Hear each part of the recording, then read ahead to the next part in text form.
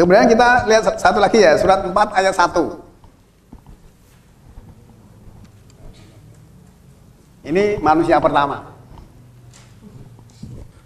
Ya ayyuhan nasu taqu rabbakumul ladzi khalaqakum min nafsin wahidatin wa khalaqa minha zawjaha wa bassa minhuma rijalan katsiran wa nisaa'a wattaqullaha alladzi tasaaluna bihi wal arham innallaha kana 'alaikum raqiba. Wahai sekalian manusia, bertakwalah kepada Tuhanmu yang telah menciptakan kamu dari diri yang satu, dan daripadanya Allah menciptakan istrinya, dan daripada keduanya Allah memperkembangbiakkan laki-laki dan perempuan yang banyak. Dan bertakwalah kepada Allah yang dengan mempergunakan namanya kamu saling meminta satu sama lain, dan peliharalah hubungan silaturahim. Sesungguhnya Allah selalu menjaga dan mengawasi kamu. Kita lihat ya, yang diseru seluruh manusia. Ya ayyuhannas, wahai manusia. Taqu rabbakumul ladzi khalaqakum min nafsin wahidah. Bertakwalah kepada Rabbmu, kepada pengaturmu, kepada Tuhanmu yang telah menciptakan kamu dari diri yang satu. Berarti dulu manusia itu dari diri yang satu. Ya. Nah, berarti kan unsurnya sama. Kalau menjadi banyak kok akhirnya bertengkar, itu ternyata unsurnya kedengkian. Loh, dari unsur yang sama itu harusnya menyatu. Yang namanya air ya, jangan silahkan bawa pedang yang tajam sekalipun. Kali mengalir kan, silahkan dibelah. Nanti berbelah, tapi balik lagi. Karena unsurnya sama, air itu. Manusia dulu diciptakan dari alma kan, ada unsur air kan. Surat 2554 itu. Nah, maka di sini ya ayyuhannas, wahai manusia, taqu rabbakumul ladzi khalaqakum min nafsin wahidah. Bertakwalah kepada pengaturmu, kepada Tuhanmu yang telah menciptakan kamu dari diri yang satu. Wa khalaqa minha zaujaha. Dan dia ciptakan daripadanya pasangannya, kalau saya gitu. Jangan istrinya dulu, belum tentu istrinya. Ya. Sekarang jauh jaha, itu kan menandakan berarti dia perempuan kan. Dan istrinya kan udah cocok. Nah, makanya pasangannya gitu dulu aja. Terus kemudian wabasa minhuma rijalan katsira wa nisaa. Dan dia kembang biakan dari keduanya, dari pasangan dan min nafsin wahidah tadi menjadi laki-laki yang banyak dan juga perempuan. Laki-laki yang banyak, perempuannya juga banyak, maksudnya gitu. Ya. Terus kemudian wattaqullaha alladzi tasaaluna bihi wal arham, dan bertakwalah kepada Allah yang kamu meminta kepadanya, kepada Allah, dan berkasih sayang. Saya mengartikan begitu. Kamu selalu minta kepada Allah dan berkasih sayang. Nah. Terus kemudian innallaha kana alaikum raqiba. Sesungguhnya Allah atas kamu itu sebagai raqiba. Raqib itu penjaga atau pengawas. Dari kita diawasi oleh Allah, dijaga oleh Allah. Maka kita harus berbakti dan mengabdi kepada Allah. Kita dijaga terus oleh Allah. Tapi kalau nanti kita tidak berbakti kepada Allah, ya nggak dijaga. Udah terserah aja kamu mau kemana, silahkan aja gitu, beri kebebasan. Supaya dijaga, maka kita juga harus mengadakan komunikasi yang dekat dengan Allah. Nah, di sini berarti kan laki-laki dan perempuan, tapi minafsillah untuk membuktikan bahwa zaujaha itu pasangan, bukan istrinya. Ini kan korelasinya surat ke-7 189. Ya, sebelum masuk ke poligami kita melihat masalah kasih sayang dulu. 7189 ya.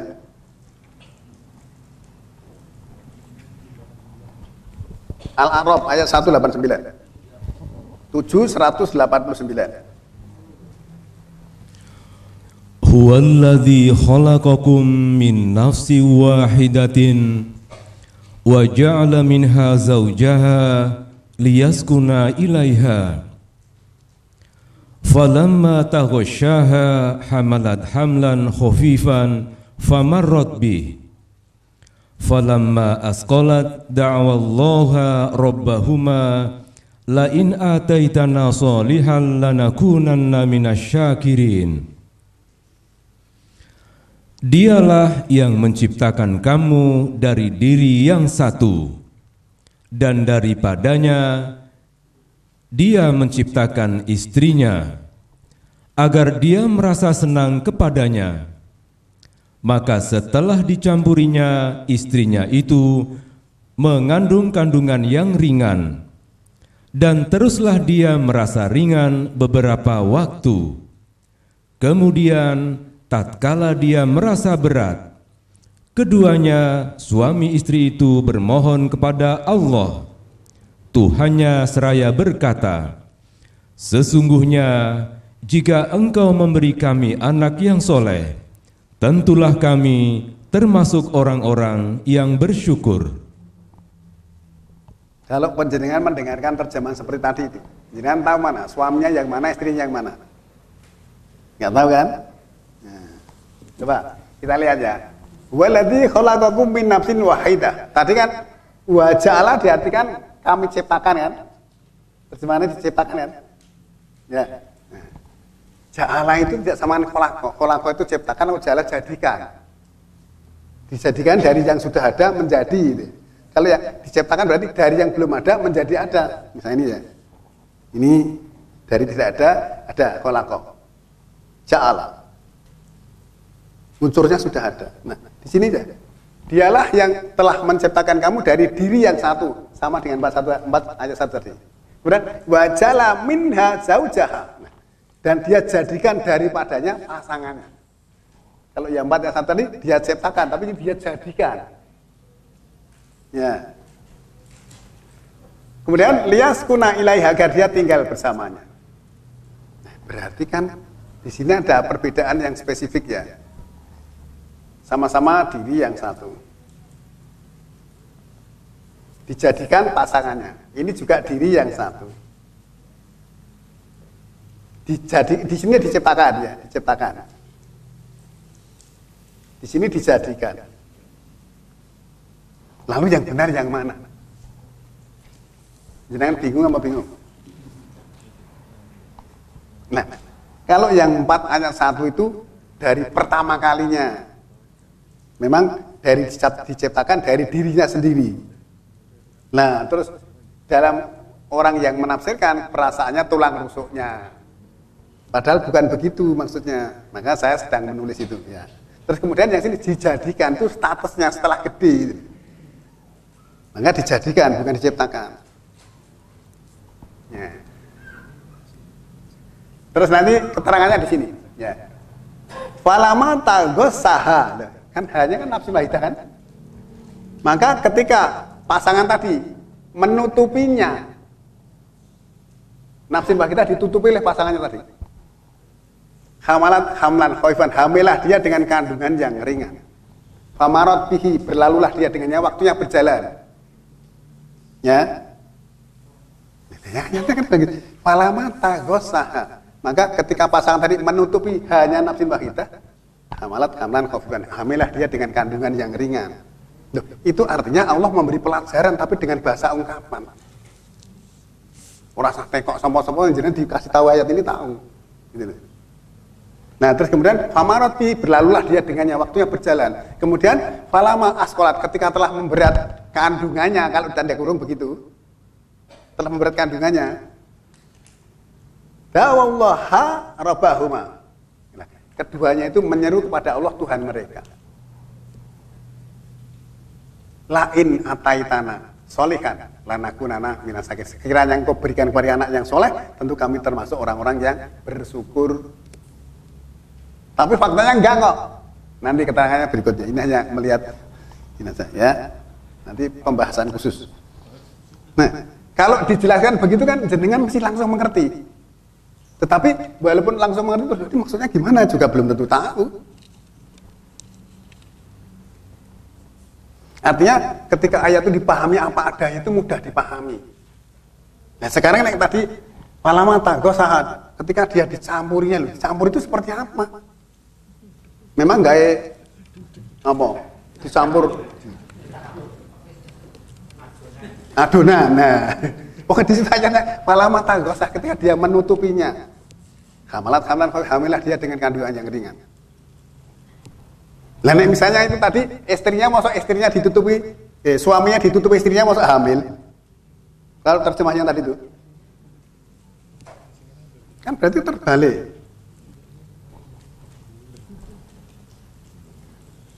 Nah, saudara sekalian, dari beberapa contoh ini tadi ya, surat nomor 3 ayat 14 tadi, Al-Imran tadi, kemudian 4 ayat 1, 30, kemudian ayat yang ke 21 tadi. Nah, 30 21 kan sering diwaca Pak Naib itu. Nek ijab nganten itu, wa min ayatihan khalaqalakum min anfusikum azwaja, tapi ya ora diterangke. Tinggi gaman apa tinggi apa ya? Tinggi pelengkap.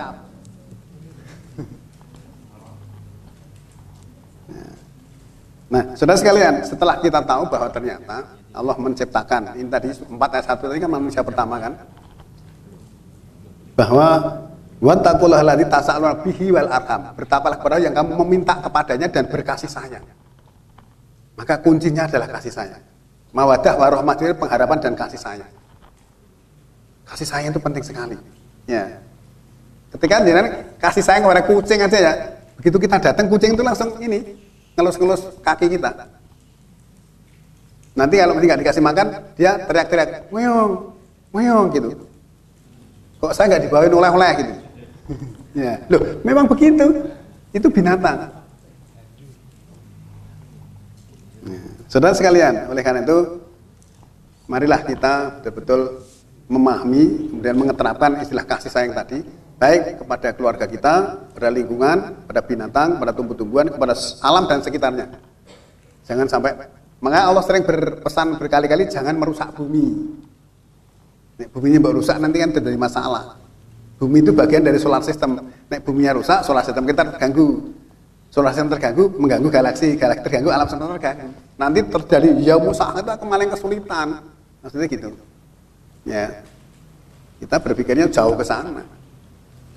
Saudara sekalian, kita akan coba menuju kepada istilah poligami ya. Di dalam ajaran Islam, poligami adalah seseorang lelaki yang mempunyai istri lebih dari satu. Sebenarnya di dalam ajaran Islam hal itu diizinkan, namun ada aturan yang ditetapkan oleh Allah. Di dalam memahami ketentuan yang Allah tetapkan itu, Allah sudah memberikan petunjuk di dalam Al-Quran, tentu saja ya harus kita pahami dengan benar gitu. Jangan sekedar dibaca, dihafalke, nanti akhirnya kita nabrak pun tidak tahu gitu ya.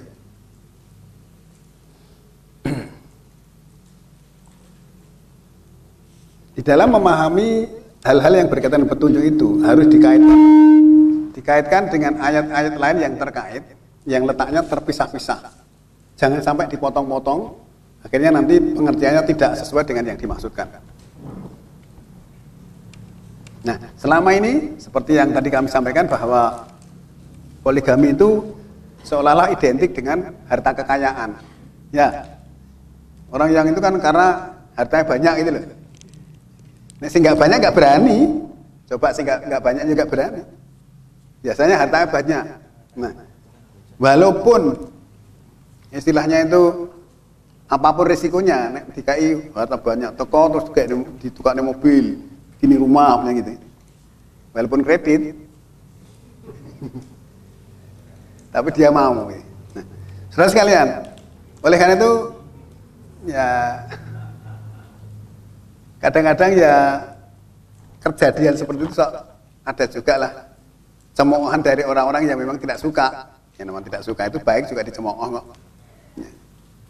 Tapi kan ada ini ya, ada aturan yang harus kita perhatikan. Bahwa sebenarnya poligami itu seperti apa, nanti akan kita lihat ayat-ayatnya. Kita lihat dulu di dalam surat An-Nisa, itu surat nomor 4 ayat yang kedua. Ini terjemahan umum dulu dan nanti ayat ketiga ya. Ya, satu-satu. 4 ayat 2 dulu. Wa atul yatama amwalahum wa la tatabaddalul khabisa bit-thayyib wa la ta'kulu amwalahum ila amwalikum innahu kana huban kabira. Dan berikanlah kepada anak-anak yatim yang sudah balik harta mereka, Jangan kamu menukar yang baik dengan yang buruk, dan jangan kamu makan harta mereka bersama hartamu. Sesungguhnya tindakan-tindakan menukar dan memakan itu adalah dosa yang besar. Ya, sampai di situ dulu ya. Di sini kan wa'atul yatama amwalahum wala tatabadalul khabisa bit-thayyib. Di sini kan berikanlah kepada anak-anak yatim harta anak-anak yatim yang sudah balik loh. Yang sudah balik namanya bukan anak yatim. Sudah dewasa itu bukan anak yatim lagi. Anak yatim ini belum balik. Artinya kalau ada anak yatim itu hartanya itu aja kok ganggu maksudnya gitu. Berikan harta anak yatim itu kepada mereka. Wala tatabadalul khabisa bit-thayyib. Jangan kamu tukar yang buruk dengan yang baik. Punyamu yang buruk ditukar dengan punyanya dia yang baik. Ojo pak angkali mas itu bahasa kita. Nah, sudah balik namanya bukan anak yatim lagi. Sudah balik dia sudah tahu. Kamu minta mesti nggak boleh. Ya, anak yatim masih anak-anak dia belum tahu. Maka diperintahkan oleh ayat ini supaya berikan harta anak yatim itu. Jangan kamu tukar yang buruk dengan yang baik. Nah, terus kemudian wala taqulu amwalahum ila amwalikum. Jangan makan harta mereka itu dengan harta mbok campur dengan hartamu. Wah, ini tak atur ya nanti gini ternyata diakali gitu loh. Yang baik diambil ditukar yang jelek. Nah, terus kemudian innahu kana huban kabira. Bunyinya kembali kepada makan dan menukar tadi. Makan dan menukar itu adalah merupakan dosa yang besar. Nah, di sini yatama diartikan anak-anak yatim. Sekarang nanti kita lihat ayat yang ketiga. Di situ juga ada istilah yatama, ya. Yang saya garis bawahi yatama di sini. Anak-anak yatim.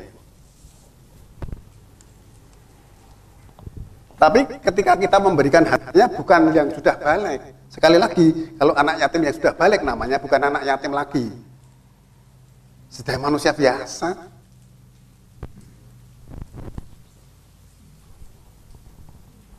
Wis dadi insinyur masa itu anak yatim loh.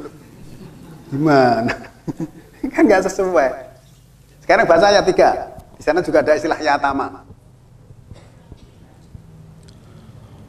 Wa in hiftum alla tuqsitu fil yatama fankihu ma taba lakum minan nisa'i masna wa sulasa wa ruba.